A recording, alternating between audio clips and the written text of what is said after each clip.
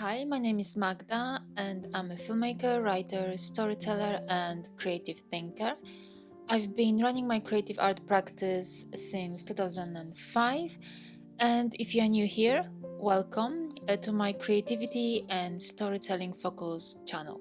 In this video, I would like to talk to you about how to creatively resist the political and financial pressures of 2026 from a perspective and a point of view from someone who runs a small, independent creative art practice. I've been practicing creativity with less ever since I started running my creative art practice in 2005. In my films, I always use props and costumes I already have access to. If I need to rewrite a scene because I don't have a certain prop, I'm happy to do it.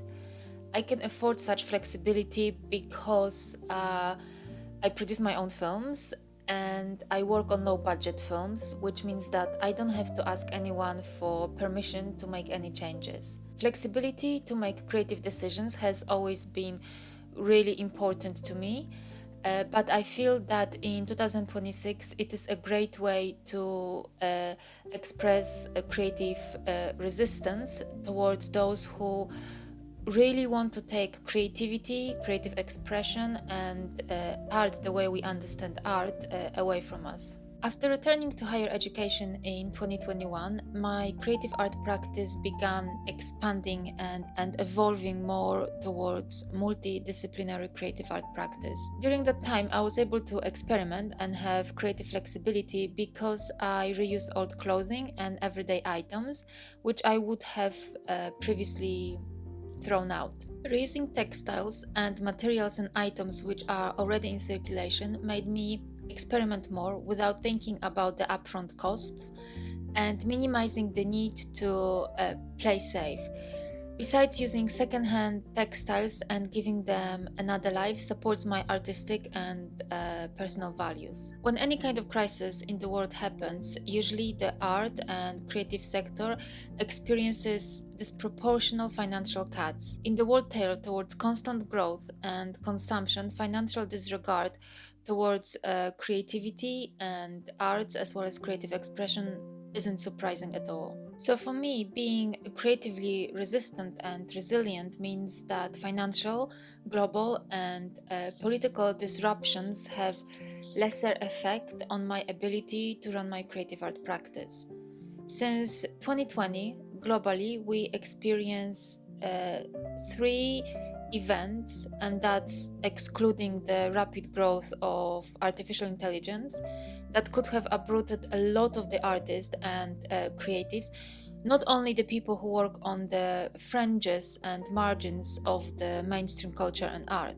Having expanded my creative art practice by working with other mediums besides film and writing, have allowed me to find ways of telling stories without requiring additional funding and constantly waiting for someone else to give me permission to tell certain stories. The expansion and experimentation with various creative forms helped me take my creative power back, which was the first step towards building my creative resistance. In 2026, I understand creative resistance as working with textiles, props, and locations like I did in Anna and Modern Day Slavery, which are already in circulation. Work on small budgets, of course, pay my co-creators and collaborators, but don't work on projects that require endless external funding. Don't apply for funding from organizations that don't align with my artistic values. Cut down the external costs needed to run my creative art practice to the minimum. Have easily accessible savings. Minimize my expenses, but don't minimize fun. Fun can be free of charge, of course. Have a part-time job that gives me enough income to cover my creative art practice expenses, my kids' needs, and any emergencies. It's not easy to be a neurodiverse individual in general, as the world has been set up for neurotypical people. But the chaos and the unpredictability of 2026 definitely doesn't help. The pace of how fast everything changes in the global geopolitical situation is overwhelming and feeds my anxiety. If I'm not careful, that can have a massive impact on my creativity. I feel that in order to protect my creative self, my creativity, and my neurospiciness, having a daily self-care routine is vital in 2026. I reintroduced meditation to my daily routine at the start of the year, and currently, before I start work, I meditate for 6 minutes. 6 minutes is a really sweet spot for me because it's enough time for my body to calm down, but not too long, so I don't feel pressured and I don't feel anxious that I have to start my workday.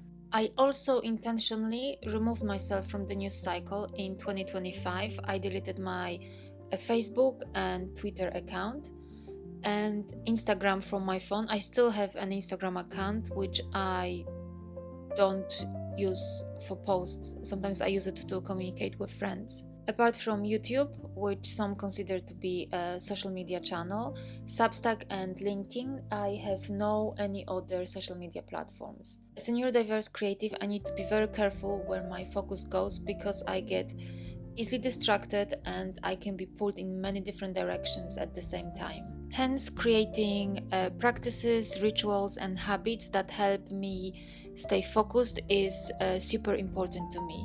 My practices are usually really short, so I can easily implement them into my daily routine.